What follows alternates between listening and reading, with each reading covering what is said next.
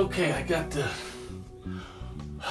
grout here, and now I'm filling up the lines, and I gotta make sure I don't shove it in where the shower head's gonna come out. I will silicone that once the pipe gets in there, and you smear it in, you kind of push it. These are smaller grout lines, so it's easier to get it smushed in there, and you want to go at an angle to it, because if you just go straight, you end up flopping the thing in it. Once again, these small lines are very forgiving for grouting, and sometimes when you get into the corner, you can just use your finger because it gives you a little more radius. And when you get to a certain point that it starts to dry up on the wall,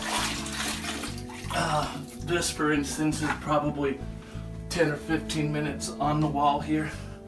Then you can come back and you can start to, I don't know if polishing is the right word, but rubbing it off. And then use your eyes all the time, because the sponge will be like sandpaper. It'll smooth out the grout line. You rub too hard, you're gonna just rub it all out.